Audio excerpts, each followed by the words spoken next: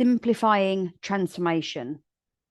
I don't know if this should be the title of the podcast or not, because in absolute transparency, this conversation is a little bit self-indulgent because it's just been things that have been really bobbing around in my mind the last couple of days.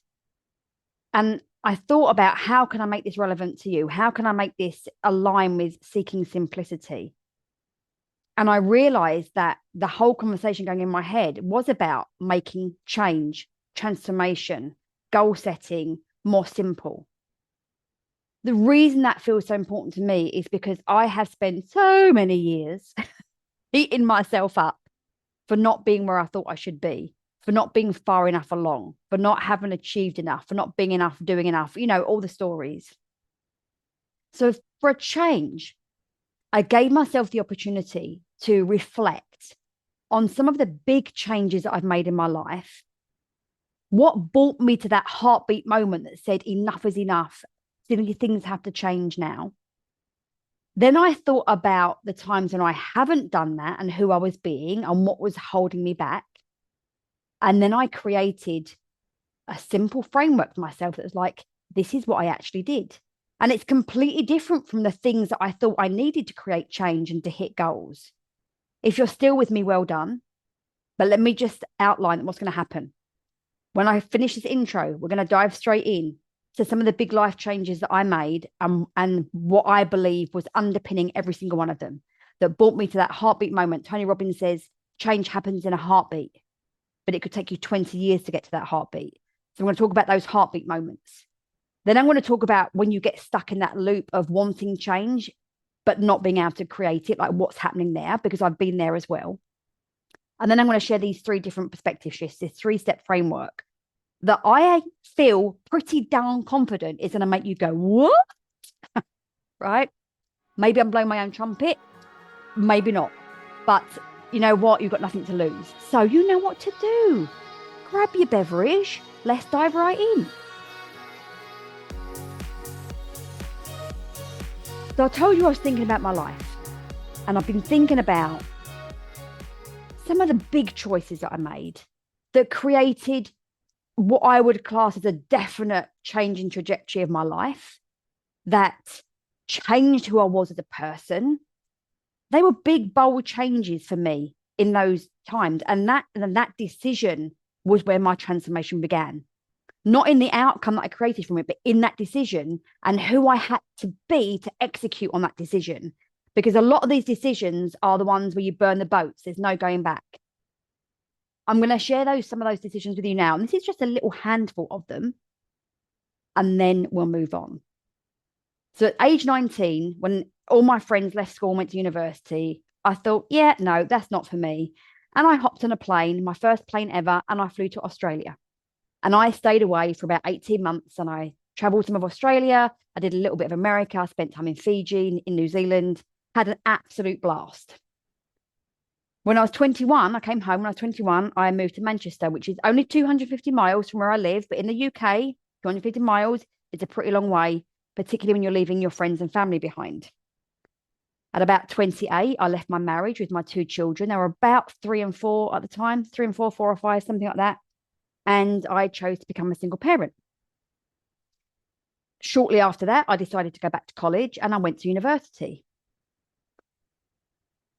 Then in about 2012, I had a part-time job that was paying the bills and contributing to the household, all the things that I thought were important. And I quit the job to concentrate on building a brand new business as a personal trainer.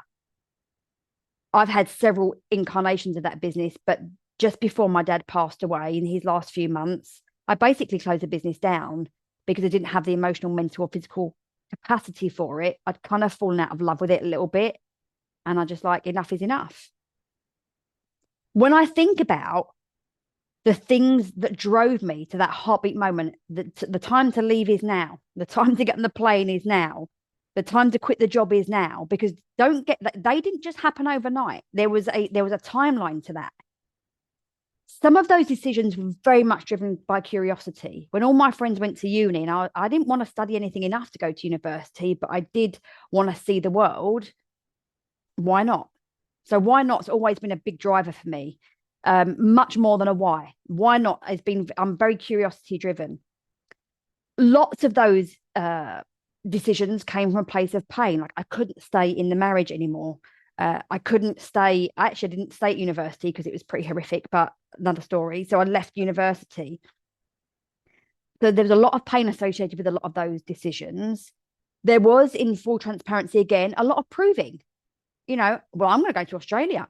Well, you lot go to university. There was this sense of needing to prove myself, needing to be somebody, needed to fit in, to be validated, seen, heard, and understood. That's human need. Yet, surrounding all of that, underpinning all of that, holding all that stuff up, there was one thing that I recognize now that I've never seen before. And it was that I had this unwavering belief in something else was possible. I didn't know a lot of the time I didn't even know what that was. In fact, I don't think any of the time I actually knew what that was. I'm just like, I'm done being here. And I know that there is something different available for me. Something different is possible for me. And I had never even thought about that or identified that until I sat down to write this morning. And now I'm sharing it with you. So welcome to the show. Possibility. How could I have missed that? Possibility. Then I got to thinking about what keeps me stuck and what keeps my clients stuck. What keeps them in the narrative that it's not possible for them, that they don't know how, that they can't manage it, that it's going to be too hard, too painful, it's going to take too long. What if it doesn't work? What keeps them in that loop? What keeps them in that loop, which has them in this holding pattern where either they're doing nothing, they just stay where they are and they just take the pain of where they are, or they do a couple of different things that bring them back to the same place. And those couple of different things tend to look like trying many things, trying to find the one way that's going to take the least amount of time with the least amount of pain and guarantee them a result. FYI, that doesn't exist. So they will always find themselves back at the same place and or doing nothing. The other way is that people are like, I want to get out of this discomfort, or I want to get to that goal so quick that I'm going to do a million things at once. And they get overwhelmed, get exhausted, they get burnt out, they hit the floor and they stop. And they start again on Monday or maybe the Monday after. And they come back to the place where they're not doing, or they're just in the same place. And when we get into that loop, notice what we'll say about ourselves. We'll tell ourselves it's because we're not good enough. We don't have the motivation. We don't have the time. We don't have the willpower. We just don't have what other people have. It's just not for someone like us. I've had every single one of those conversations in my head. Thankfully, touch wood, not anymore. But my goodness, they were resident in my head for a very, very, very long time. Now, as I wrote this little diagram for myself, I wrote underneath it, using the same thinking is more useless than using the same strategy, because the same strategy with a different attitude is a different strategy. Boom. Basically, what that means is that if you go around telling yourself how hard this thing is going to be, and you drag that energy around with you, oh, I'm doing this thing, but it's really, really hard, that the results you get from executing that strategy are going to be minuscule compared to the results you're going to get when you go, yeah, this is hard and I'm here for it. Yeah, this is hard and I'm training myself for it. Yeah, this is hard and I'm going to do it anyway. Results, boom, amplified. That was a little bit of a side note. We'll maybe come back to that. Let's then look at, instead of focusing on what to do, how can you start shifting your self-concept? How can you start shifting your perspective? Please make sure that if you haven't listened to it already, you go back and you listen to the episode on the 5 S's for personal transformation. I will put it in the show notes because these two will marry up quite well. And it got me to thinking about these 3 shifts that you want to make. So when you're focused on trying to find the one way, right way, that's going to get you where you want to go in the quickest time with the least pain with a guaranteed outcome, you're already losing, because you're putting the power of your transformation outside of yourself instead of bringing full personal responsibility and personal power into your body and knowing that when you concentrate on creating the mental, behavioral, and emotional resilience and flexibility, you can freaking do anything, my friend, like literally anything. But we're not taught to be the person to execute. We're taught to just go out there, find something, buy something, work with someone, and that will give us the result we want.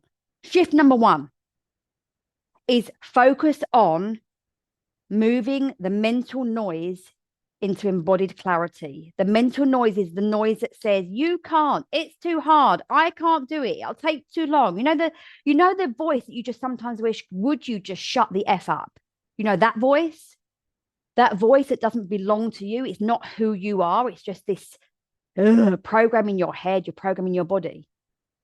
Instead of trying to take action whilst carrying around this boombox, if you remember those, with this voice blaring in your ear, let's for a while take some time out and focus on embodying clarity, on remembering who we are, on anchoring into our personal power, on developing a full body sensation of sufficiency and certainty.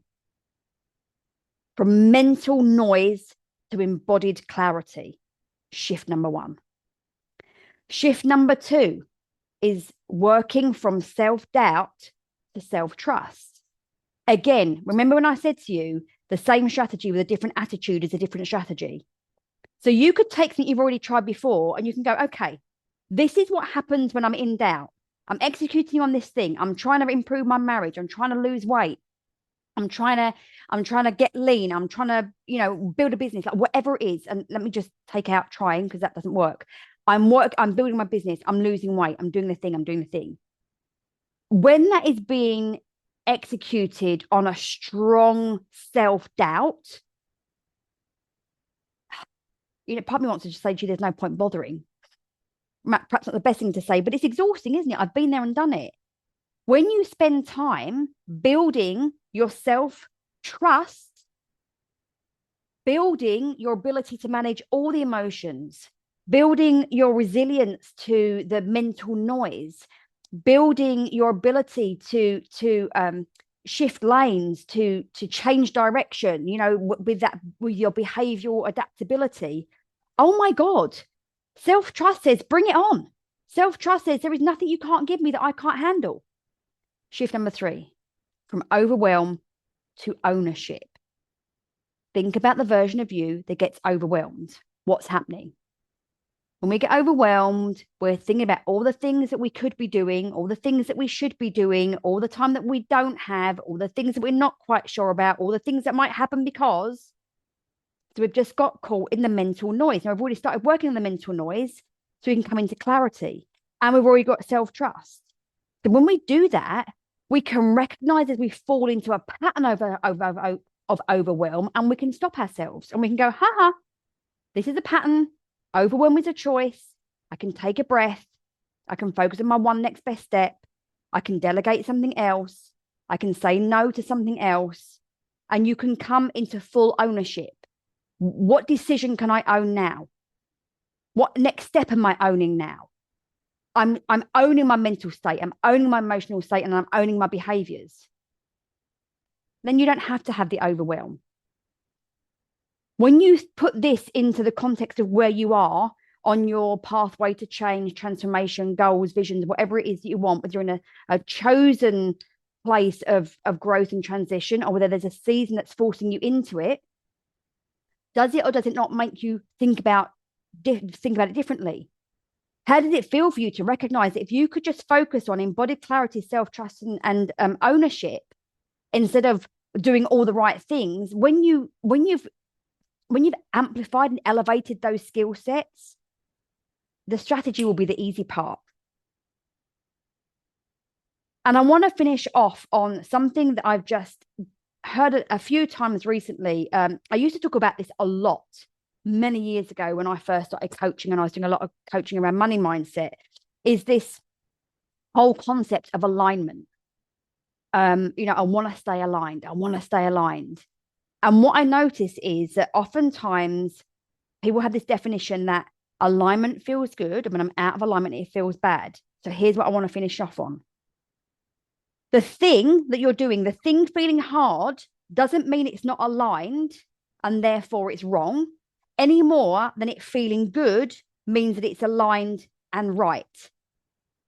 The way that I can describe that is, if someone lights up a cigarette, many, many, many years ago, I was a smoker, and that cigarette after dinner, or that cigarette with a glass of wine, and you take that first puff, it felt really good. I don't think there's any scientific data that's going to tell you that smoking in any way is good for you. I could say that felt aligned. Ooh, this feels amazing. I'm loving it. I'm loving this little buzz that I'm getting. I'm loving it. It's making me feel relaxed. But that's not a sign of it being aligned. That's a sign of it being comfortable. It's a sign of it being something that is known for me. The not having the cigarette would have felt harder and would have been more aligned. And on the flip side, someone who pushes that last rep at the gym, they're doing a 3-rep max. They've got a heavy old weight, and they're like, right, and they're pushing through, and it's every vein and muscle is popping, and their face is going red. In that moment, that feels so hard. But that's alignment through choice. That's being focused on the reason why. So just be mindful of your definitions around alignment. I'm going to give you those 3 shifts once again. And I would love for you to come join me in the Seeking Simplicity Facebook group and share with me what you learned from this. Which shift did you go, absolutely yes, I want to focus on that. Or maybe just comment on a social media post, or just share with me. Just come into my DMs and just let me know. Shift number 1, move from mental noise to embodied clarity. Shift number 2, from self-doubt to self-trust. And shift number 3, from overwhelm to ownership. Hope you loved this episode as much as I did.